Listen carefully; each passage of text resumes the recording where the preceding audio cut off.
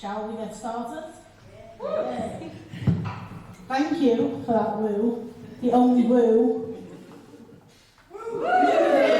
Okay. Hi, welcome back.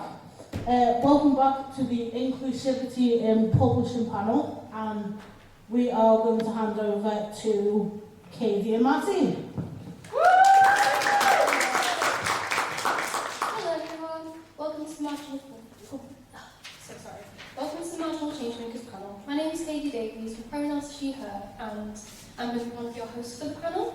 And I'm an illustrator that over the past year has worked on 2 publications, so I'm going to hand over to your other host. Hello, I'm Matty. My pronouns are they, them. I'm one of the Marginal Changemakers. I'll be going through the boring numbers. But now we'll pass on to everyone else to introduce themselves. Hi, my name is Cody. I am on the Marginalised Changemakers, and my pronouns are they, them. Hi, I'm Karoline. I'm here on behalf of the Society of Young Publishers, the Northern Branch, and I'm an events officer, and my pronouns are she, her. Hi, my name is Sophie, I use they, them, and I am the author and illustrator. Hi, my name is Michelle Peters. I have a children's bookshop in Wellington, and my pronouns are she, they, and I'm here as a member of the neurodivergent and LGBT community.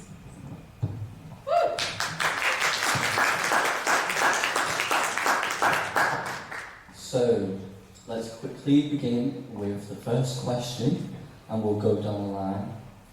So the first question is, what is your specific role within publishing? I volunteer with the Marginalised Changemakers programme. We are currently working on breaking into and creating more diversity within publishing.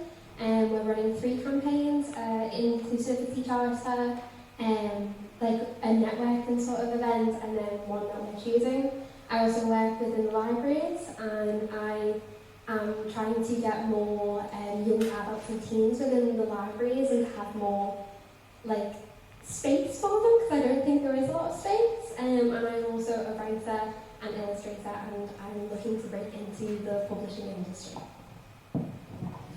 Like I said, I'm here on behalf of the Society of Young Publishers. So basically, our organization aims to inform, embrace, and assist any publishing hopefuls out there who wants to break into the industry. And I work for the Northern Branch, and as an events officer, basically what I do is organize events, panels like these, webinars and stuff, to highlight every opportunity in the North, to highlight opportunities targeting people in the North, and just shout out how great the North of England really is. And I hopefully make the stuff getting published. Hopefully. Hi, so as a bookseller, I'm the second to last on the chain. I'm the step for the reader. What I can do is I can cast the glance of the reader over the options available in the publishing industry, and I'm particularly interested in casting an inclusive gaze, which means when I hear the words LGBT, neurodivergent, authentic voices, racial diversity, heritage, you name it, any inclusion, and it's featured in a book, I'm like, yes. So at some point during this session, I'll show you a book that a very new book, not out yet, that represents that gaze, what that does.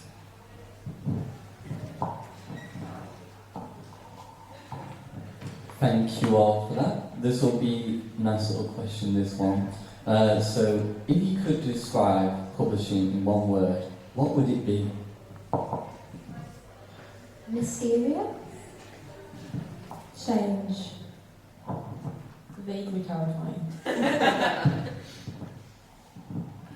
Yeah, I'm going to agree with mysterious.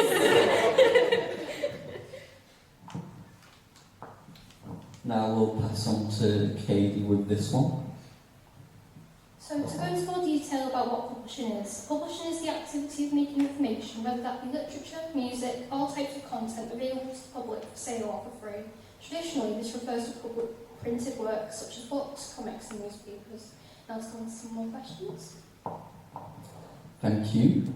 So the next question will be, how inclusive is the publishing industry currently, in your opinion? I think publishing is very inaccessible. It's shrouded in sort of secrecy. Even the jobs, they're not on typical job platforms that you can go on, and you need connections. There are also massive barriers to people who are neurodivergent. I myself am autistic, and I find the world of business and formality very it's like a wall, and I can't break through that because I can't speak their language, and it's a completely different way of communication.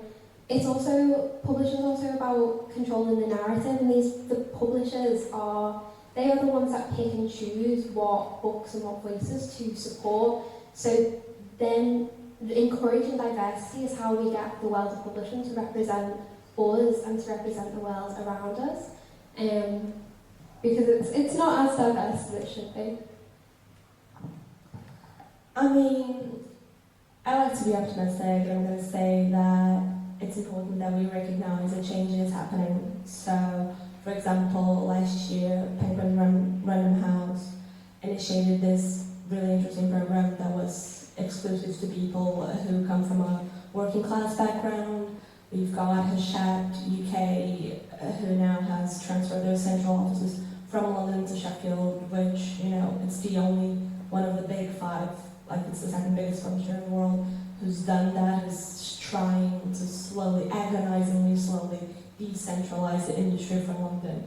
So there's a little bit happening there. However, I'm a firm believer that if there isn't diversity in the boardroom, it cannot be reflected in the workforce. So the higher-ups, the people who really call the shots, are white, male, cisgender, they have all the privileges, and they have truly no clue what really happens to people who belong to any sort of minority group. Also, I think the fact that it's still a very elitist industry, you need to have connections, you need to know where to go. You are pretty much demanded to move to London, which, besides being an outrageously expensive city, for some people, like, for example, I've got anxiety. The first 2 times I went to London, oh, it's so cute, oh my god, it's like the movies. The third time, I'm like, oh god, it's overwhelming, so many people, I'm gonna have a heart attack. So, it's really not that sustainable, honestly. So, I think, there's a little bit happening here and there, but there's a long, long way to go. I think while taking that kind of to the other side of the coin, I guess, while self-publishing is wonderful, I think it speaks to how the traditional publishing companies and industry works, that most people nowadays have to rely on self-publishing, and that's simply because that's the only place that a lot of diversity is seen and heard, because there's no support or there doesn't seem to be any support in the traditional publishing entry rates and stuff. So it's definitely changing. There are a lot of dinosaurs still in the industry, so people are trying their best within publishing industry, but sadly there are a lot of green dinosaurs who are in no way connected to the people in this room. Having said that, there are some incredible authors that have somehow managed to get through. But it's very trend-driven, the industry. And then we've got the self-publishing industry, who needs support, and there's so many more people supporting self-published authors, which is a good thing because they are your individuals, and what we need is greater support to support individuals to bring out their work and their life. And then hopefully the traditionally published industry will catch up, which is probably a very alternative view. Yeah.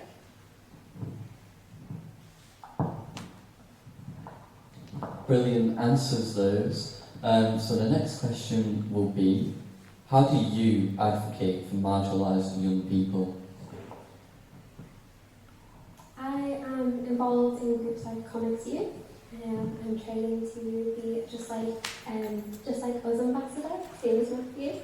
And that's a charity that goes and does talks in schools and talks about like LGBT and what it was like and offering support and resources. I work within my job to try to advocate for young people.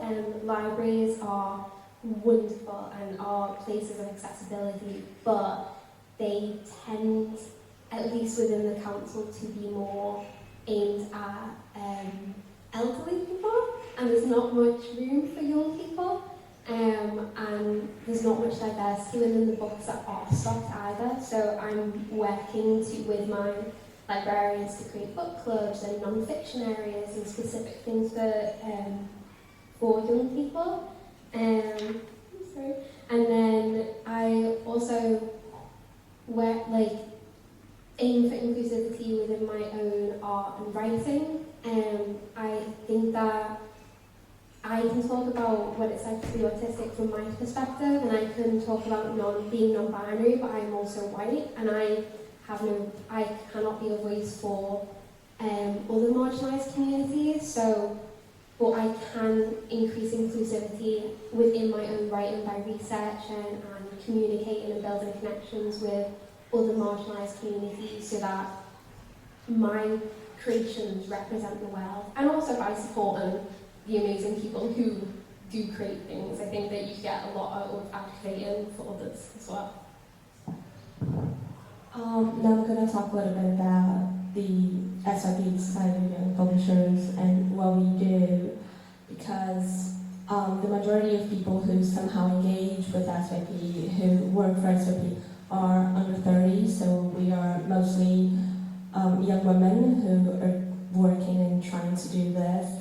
And like I said, our aim is to just help, encourage and embrace publishing hopefuls. And I think the great thing about SIP in general, not just the Northern Branch, is that we help take a good chunk of the candidate's labor. Like you said, when you're trying to find an opportunity in publishing, it could be like a course or even like what we really want a job, it can feel at the same time like the possibilities are truly endless, but also very, very limited. So we really try to point people to the right direction according to their own demands. And as SYP North, I think it's really important that we have a Northern Branch, because the industry is truly, truly very London-centric, and we need to highlight there are opportunities in the North.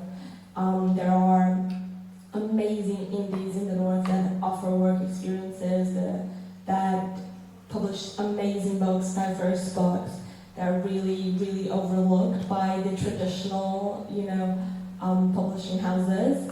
So we really try to shine a light on that. And we have really, really interesting program, which is the Spare Room Project. So what we do is we pair people who could have like a job interview in London or a short-term placement, and we pair them with someone who's already in the industry, usually like someone who's at an entry level, and give them free accommodation. So basically someone who has a spare room. And this has helped so many people who have so many great testimonies.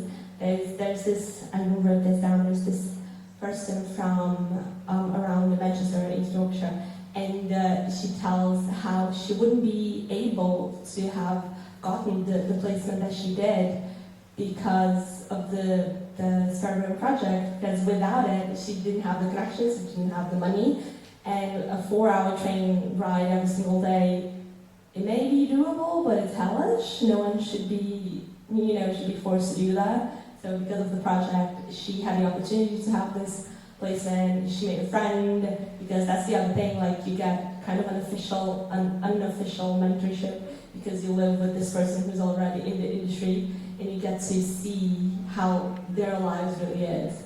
So yeah, we're just trying to take the publishing confidence in our hands and be like, yes, we can do this.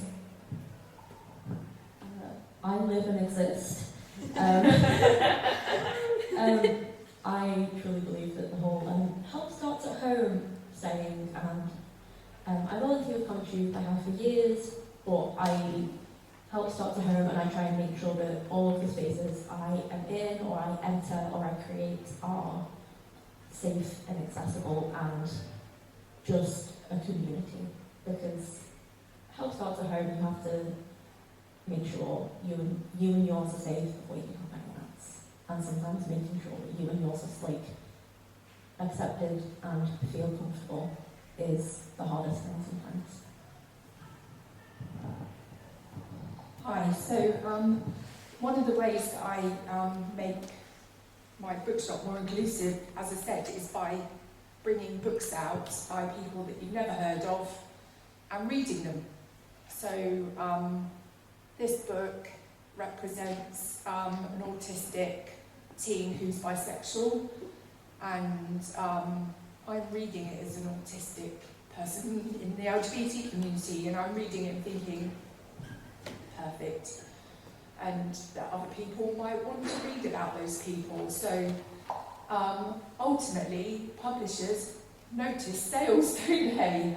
And self-published people notice sales as well. So the publishing industry will notice more if we all make it a point to buy books that feature ourselves, that are written by our own community. And you can do that by asking booksellers or librarians, and that can be in your local library or in schools. They might not know, but there is somebody out there that definitely does, and talk to each other about the books you've read. So hopefully you're all readers as well. So that's, use your power to buy the books. Yeah, that's mine. I'm not even sure if that's relevant. I think this was really good answers from everyone, actually. And of course, it's super important for advocacy to exist, especially for marginalised people, which is a nice segue for me to show some numbers at you. So, I gathered some images of statistics gathered by people in the publishing industry to get how inclusive it really was. So, to begin, there's some key findings from the UK publishing workforce, diversity, inclusion and belonging in 2022. So, females continue to dominate the workforce, accounting for 2/3 of respondents, which is 66%, with an increasing proportion of executive leadership and senior management positions being held by females, 56% and 60% respectively. Representation of people from ethnic minority groups, excluding white minorities, has increased from 17% from 15% in 2021. LGBT representation has increased, with 15% up from 13% in 2021 of respondents either identified as lesbian, gay or bi, or self-describing their sexual orientation, a figure which has grown each year since 2017. And as in 2021, 1% of respondents identified as trans. The representation of people with a disability or long-term health condition has increased from 2% in 2017 to 16% in 2022. Socioeconomic background continues to represent major barriers in inclusion, with 2/3, 66% of respondents being from professional backgrounds. So, CLPE reports that percentage of children's books published with a main character from original minority background has risen year on year from 2017, but remains extremely low at 9% in 2021. There's some headline statistics here, with 83% of publishing workers in the UK are white, 85% are straight, 99% are cis, 84% are able-bodied, 66% are from professional backgrounds. So advocacy is a major thing, and we need to push back these boundaries and barriers, because those numbers are intensely high on people in leadership being white, male, cis. There's hardly anyone that represents us up there. Everywhere that we see ourselves is usually people down there, which is just not very good. I want to see myself up there making the decisions so that we can all feel included, which leads on to my fifth question.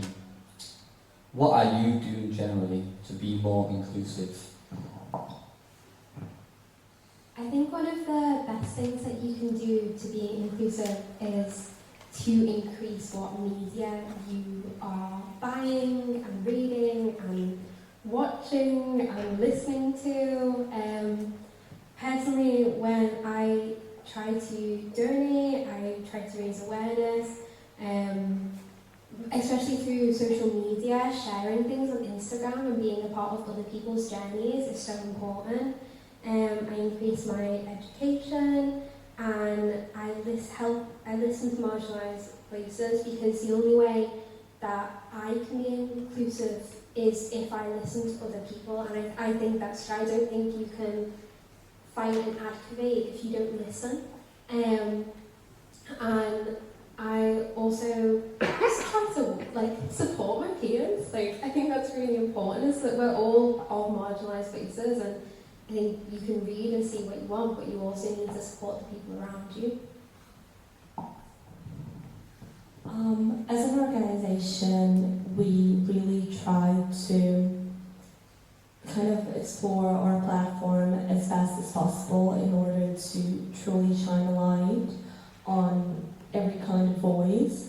So when we think of speakers and guests for podcasts or our events, when we are going through the process of our mentorships and everything, we really take this into consideration and try to make every one of our activities as inclusive as possible.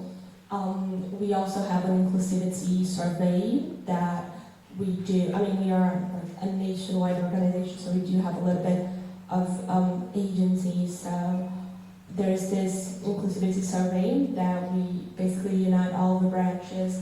We've got an inclusivity officer, and we have this form. And I brought just a couple of data for you guys. 67% of respondents find SYP as a whole to be inclusive, an increase from 53% in 2021. We've got some really interesting and positive comments from our podcasts and events. So people have said that SYP truly makes the effort to focus on low-income or minority publishers, which is something that we really try to do, because we know the power and we know the drive that indies truly have, and how indies make an effort to publish what they truly believe in, and not just, oh yeah, that will sell, so we'll publish this. Even though it's just another cis white person doing whatever, So indies really, really, truly make this effort. And also, 38 out of the 62 respondents found that SIP represents a diverse range of voices in our panels and events. So we are really proud of, people recognizing what we do, and we really want to be better and better each year. Just as an individual, like Karen said, it's a lot of just self-research, a lot of news reading, to be honest, and a lot of just trying your best to diversify. Is that a word? It is now. Just media consumption and making sure anything that is consumed is from a variety of sources as possible. Hi. So, reading is reading for empathy is one way that I try to take a tiny step in somebody else's shoes. So, as you said, I don't know what it's like to have black skin or to have an Asian heritage, but the words of a person and talking about it from their own perspective is so, so powerful. And then using that knowledge to be empathetic and to reach out and be kind wherever you are, not just in the spaces where we operate. But otherwise, obviously, books, no surprises there. I make sure that I have, Black Lives Matter books very visible in my shop. I've got rainbow stickers in my window. I've got, I just want to make it clear message that you're welcome.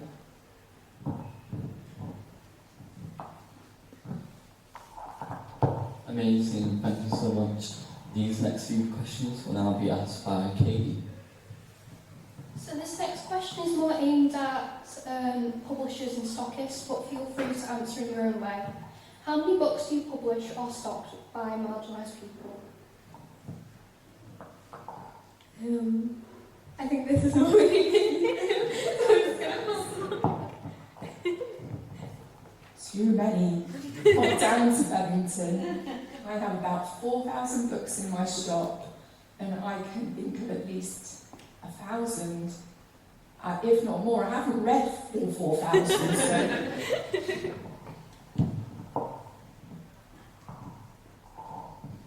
Thank you. Do you have a favourite thing about publishing?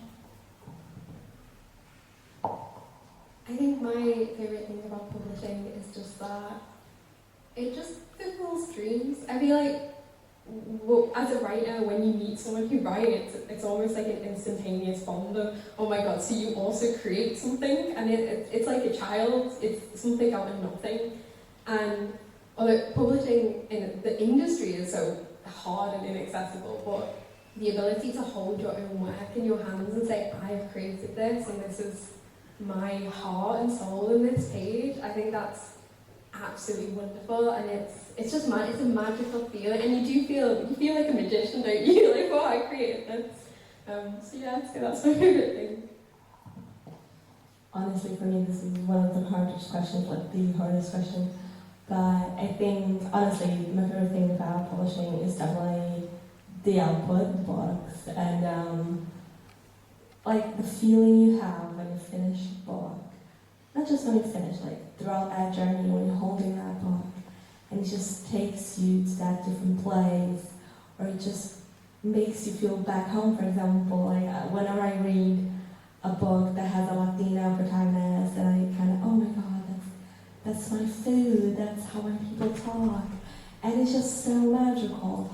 And even when you step into somebody else's shoes, it's just, you step into a whole new world, and it's like, and that's, I think, what makes it so sad that it's this industry is this black box, because if more people were able to be a part of this, everybody could see themselves in the book, everybody could hold a book and feel their heart soar inside their chest.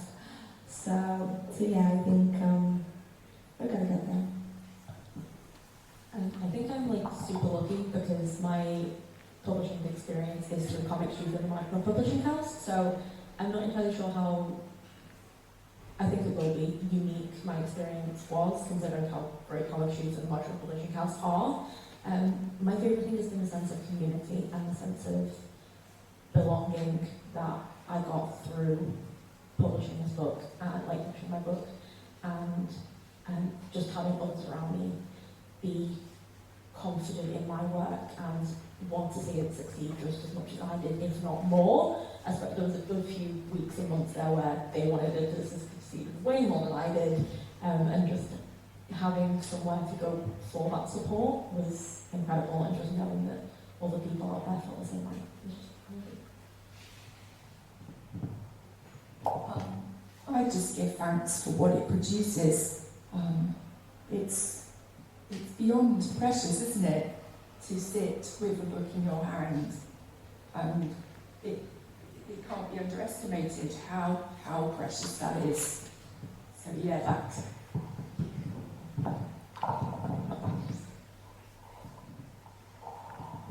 Thank you, they were brilliant answers. What was your highlight in 2023 within your publishing work? Is there a hand? Oh yeah, thank you. I'll repeat that. What was your highlight in 2023 within your publishing work or just your artwork in general? I think my highlight of 2023 within my work personally was actually starting to write my novel. I wrote a lot, but I've never finished anything because I just write and then you kind of get you're like, oh, this is going to be terrible, so you just stop writing and then you start again. And I finally found a project that I think is magical, and it's like the first, and I sit down and I write it and I'm like, oh my god, there's something here, and it might not be edited and the grammar's awful, but it's like, it's there and it exists. I also think that, as we spoke about statistics, a highlight of 2023 has got to be the increase in diverse books. Books like Yellowface, which is an absolutely amazing book. Please read that. It's just amazing to actually read more stories.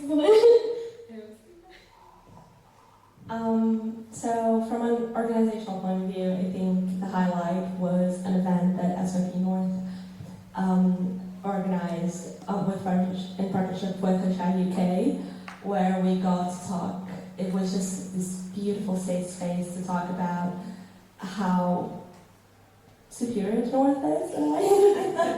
Because we had, from the 4 panelists, 2 of them had moved to London and then moved from London to Newcastle and Manchester. They were like, I get to have a life now. So it was really great, and we got so many beautiful comments, people saying, this was such a safe space, this gave me hope that I can have a job in publishing without leaving whatever I leave. So that was really great.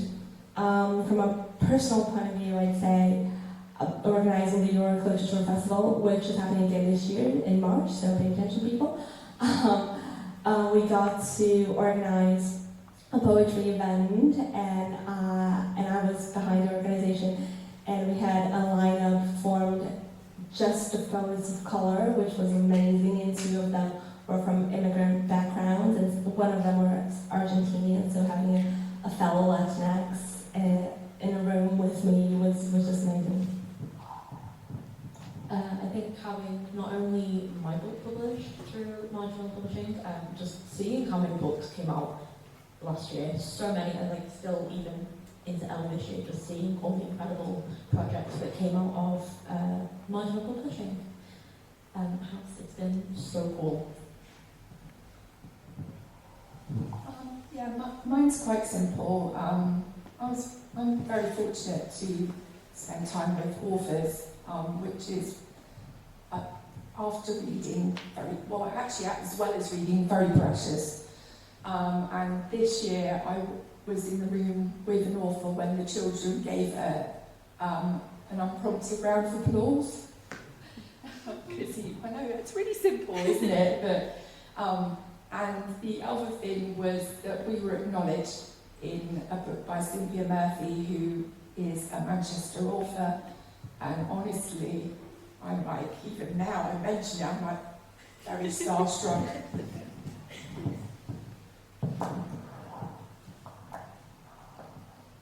Thank you. For the final question, what are your publishing goals for 2024 in one sentence? I'd like to publish. I'd like to start a monthly zine with Comics Youth to publish more stories. I guess I'd just like to get a job, maybe. Sounds simple, but I tell you, no, it's not. Honestly, just keep an eye out on what Marginal Publishing is doing and devour all of what they're doing. So I hope to keep on asking on public forums, like Twitter, why there aren't more books out by marginalised authors.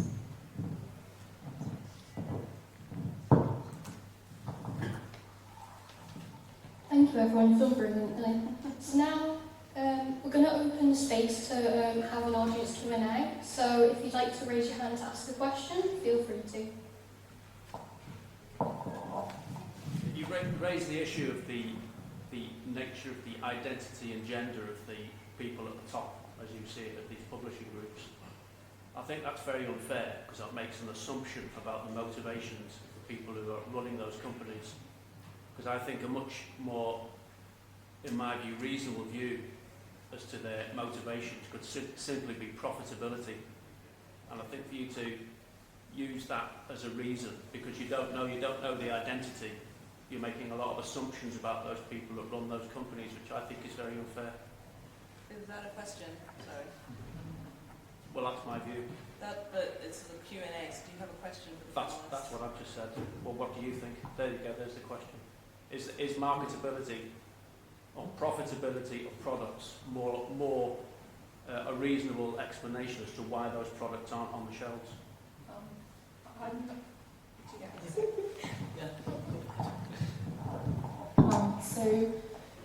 Absolutely, that's a given, always.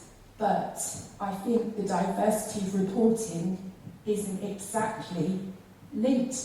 So how is having a trans CEO going to affect the marketability of the books? I don't think it really is. It's actually that's an indirect connection. So they're looking at their own internal equalities. They want to make sure they know who's in their team. And I think that's a separate thing to what you've just asked. I want to share an experience that I had when I was working for the York Literature Festival. And I think it relates a little bit to what she said. So the board was entirely, just old, middle-aged, white, cisgender men. And I really got to know that, I was already a firm believer that if you don't have a diversity, if you don't have a boardroom that's diverse enough, how are you going to have a workforce that's truly diverse? So when I would raise some issues, like I'm a woman, I'm a young, an immigrant in this country, and I would raise some issues with them, they would just be totally unaware of stuff. Especially when it comes to neurodivergent people, when it comes to queer people, they'd be like, huh. Even when we discussed TikTok, they were like, they just didn't know how to react to that because it wasn't a part of their reality, which, fair enough, that's their world. But now I can see, with this experience we had, so it was me and another young woman, also neurodivergent, who was doing this work experience with me. And now we have two women, one of them is queer, in the boardroom. And honestly, I got the program yesterday and I can see the changes. They're already there. And I think it's also interesting to see, of course, publishing is a business and they want profit like every other business. However, if you think about, we have, what is it called? Red, royal, blue, white? Yeah, sorry, I forgot this one, yeah.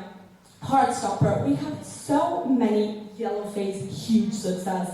Babel, huge success. We have so many books that have turned into movies, turned into series, and are just bestsellers that feature a protagonist and more than one protagonist from diverse communities. So why don't we have more? Why don't we have more and more? For example, in the romance genre, we see these LGBTQ romances being so amazing, performing so well, giving them so much money. But why don't we have more of that if they are profitable? So, just some food for thought. Sorry. Maybe I'm completely wrong, maybe I misunderstood, but I don't think that, well, the numbers don't lie for one, so I don't think it's an assumption about who is in the top. But also, bringing in marketability and profitability, I think that's the root cause of it all. I don't think, okay, businesses need to make money, but I don't think money making should come at the cost of ignoring diversity and ignoring the voices that need to be heard. I think that should take precedent over the profit. And I think that's the root cause of a lot of what's wrong, is putting profit and that's the root cause. It's putting the importance of profit over the importance of people and people's voices. So I don't think it's marketability and profitability should come into it. I'm speaking about marginalised people and what they should be.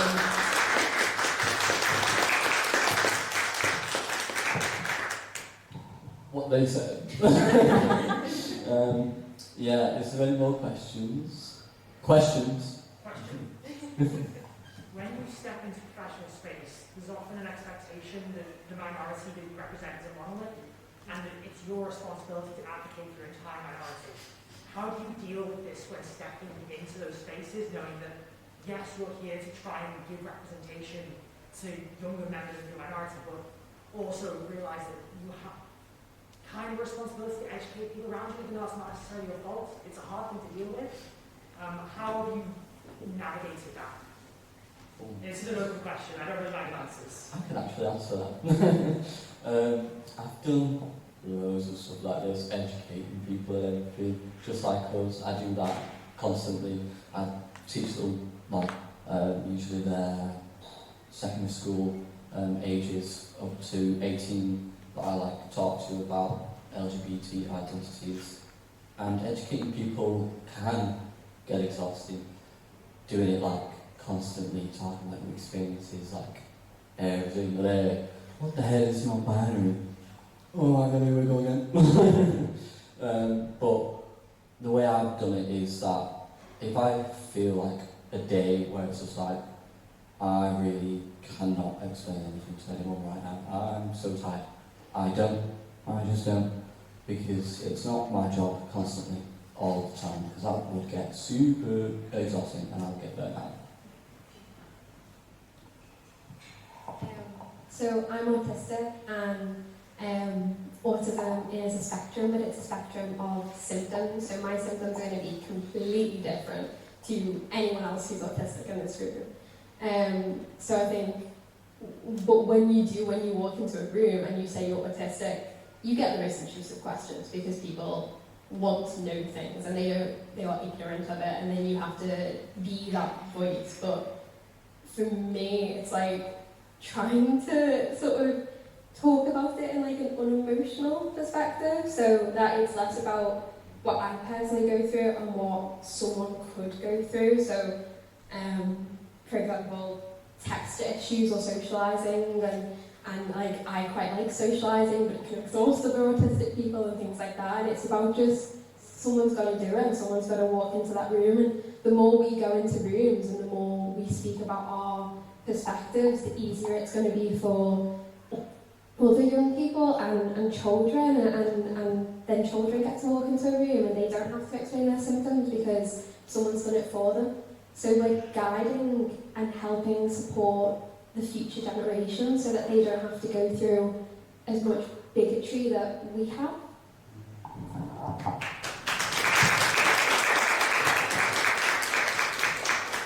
Do I have time to say something real quick? 1 minute.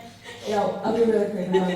I think for me it's a little bit different because as someone who's an immigrant, who's in a visa and all that, I just get this people around me, even at work, who like they pay me and everything, they should know my status and stuff. They have no clue about immigration rules in the country, like no clue at all. So when they ask me and I tell them, like, oh God, that's so unfair, oh my God, it's so expensive, oh my God. And that gives me kind of this fire to be like, you really have no idea what's going on, so I'm going to tell as many people as possible so you can have an idea of how messed up things really are. So I think it really depends on your context, if you have that fire or not. Like, when it comes to talking about being queer, then I really agree with you, Matty. It's like, oh God, sometimes it's just too exhausted, and I'll kind of prioritize my mental health. But yeah, it can be complicated. I think that was everything from us, so thank you so much. I'm going to hand back to Scully. Oh, me? Okay.